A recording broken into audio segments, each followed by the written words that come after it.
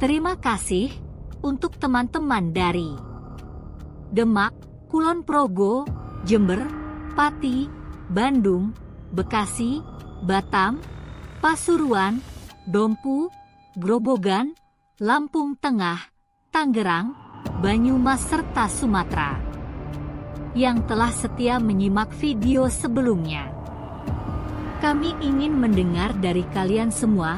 Tulis di kolom komentar dari mana kalian berasal dan cerita mistis apa yang populer di sana, agar kita bahas nanti di video selanjutnya.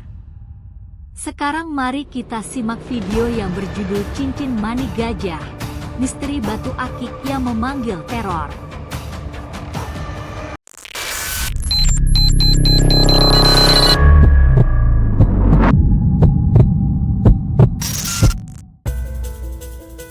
Adi adalah seorang anak dari keluarga kaya raya. Meski hidup dalam kemewahan, Adi memiliki prinsip hidup yang kuat. Ia percaya bahwa harta bukanlah segalanya, dan kerja keras adalah kunci kebahagiaan. Oleh karena itu, Adi memilih untuk bekerja di sebuah pabrik sebagai bagian dari tim logistik, mengurus pengiriman barang. Kehidupan Adi di pabrik sangat berbeda dari rumahnya, namun ia menikmati setiap detiknya. Di pabrik, Adi bertemu dengan Lina, seorang gadis sederhana namun penuh semangat. Kecantikan hati dan ketulusan Lina membuat Adi jatuh cinta. Mereka sering menghabiskan waktu bersama setelah jam kerja, hingga akhirnya hubungan mereka berkembang menjadi cinta yang mendalam. Namun, masalah muncul ketika orang tua Adi mengetahui hubungan tersebut. Mereka tidak merestui cinta Adi dan Lina karena perbedaan status sosial yang mencolok. Adi, yang merasa sangat tertekan, memutuskan untuk berkonsultasi dengan pamannya. Sang paman, yang bijaksana, menyarankan agar Adi mengikuti keinginan orang tuanya. "Jangan sampai kau menjadi anak durhaka, Adi," katanya. Namun, Adi tidak tega meninggalkan Lina begitu saja. Ia bingung harus berbuat apa. Paman Adi kemudian memberi solusi yang tidak biasa, meminta bantuan seorang dukun agar Lina bisa melupakan Adi. Dengan berat hati, Adi setuju dan bersama pamannya, mereka pergi menemui dukun. Dukun tersebut memberikan solusi berupa ritual yang harus dilakukan dengan beberapa persyaratan khusus. Adi merasa ragu, namun ia tidak ingin menyakiti hati Lina lebih dalam lagi. Setelah pulang dari rumah dukun, Adi merasa gelisah. Dalam perjalanan pulang, pikirannya dipenuhi oleh rasa bersalah dan takut akan murka Allah. Adi sadar bahwa apa yang ia lakukan adalah bentuk kemusyrikan, sesuatu yang sangat ditakutinya. Sepanjang malam, Adi tidak bisa tidur. Hatinya terus bertentangan antara cinta, kewajiban, dan iman.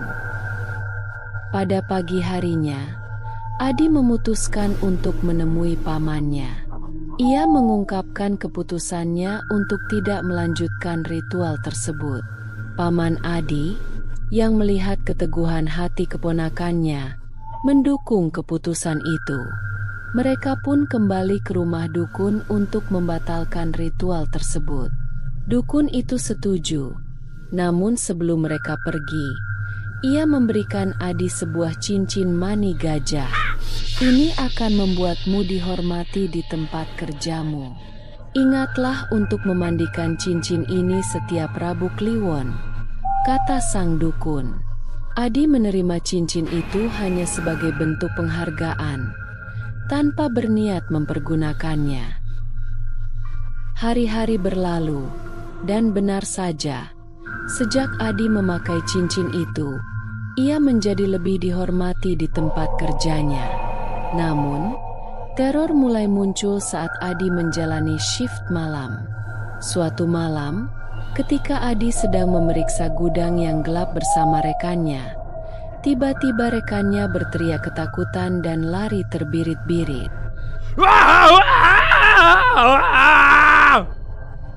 Adi yang penasaran mencoba mencari tahu apa yang terjadi.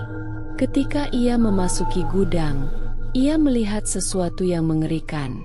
Sekumpulan kuntilanak duduk di atas tumpukan barang. Beberapa di antaranya melayang rendah dengan senyum menyeramkan. Setelah malam itu, teror terus menghantui Adi. Setiap kali ia bekerja di shift malam, ia merasakan kehadiran yang tidak kasat mata. Pintu-pintu gudang seringkali terbuka sendiri dengan bunyi berderit yang menakutkan. Suara langkah kaki terdengar mengikuti di belakangnya, namun saat menoleh, tak ada seorang pun di sana. Pada malam berikutnya, Adi terbangun dari tidur siangnya dengan tubuh yang terasa berat. Ketika ia membuka mata, ia melihat sosok hitam tinggi besar berdiri di sudut kamarnya, menatapnya dengan mata merah menyala.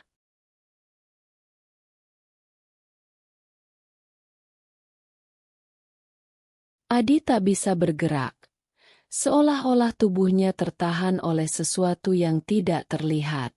Setelah beberapa detik yang terasa seperti selamanya, sosok itu menghilang, meninggalkan Adi dalam keadaan ketakutan yang luar biasa.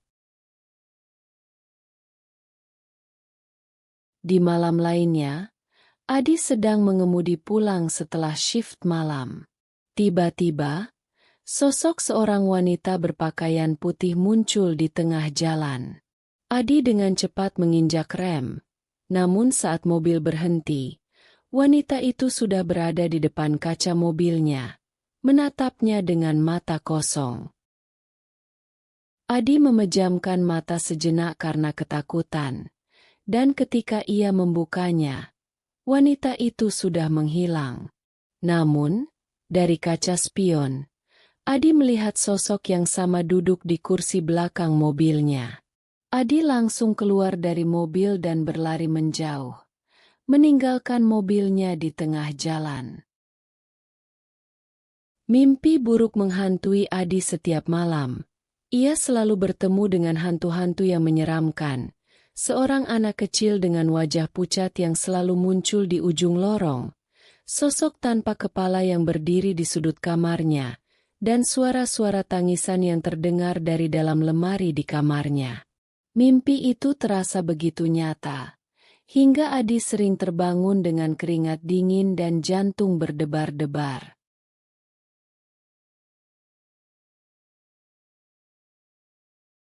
Suatu malam, saat Adi sedang bekerja sendirian di gudang logistik, lampu-lampu tiba-tiba padam, meninggalkan ruangan dalam kegelapan total. Adi mendengar suara berbisik, namun ia tidak bisa memahami kata-katanya. Tiba-tiba, ia merasakan sesuatu menyentuh bahunya. Dengan panik, Adi menyalakan senter dari ponselnya dan menyorot ke arah belakangnya. Di sana, ia melihat bayangan gelap dengan mata yang menyala merah, bergerak mendekatinya dengan cepat. Adi berlari keluar dari kantor, namun suara langkah kaki mengejarnya sepanjang koridor pabrik yang sepi. Pada puncaknya, Adi mengalami kejadian yang paling mengerikan. Saat ia sedang tidur di rumah, ia terbangun mendengar suara ketukan dari pintu kamarnya. Ketika ia membuka pintu, ia tidak melihat siapapun, namun suara ketukan itu terus terdengar, kali ini dari jendela kamar. Adi membuka tirai, dan di balik kaca, ia melihat wajah seorang wanita dengan rambut panjang kusut dan mata yang penuh kebencian.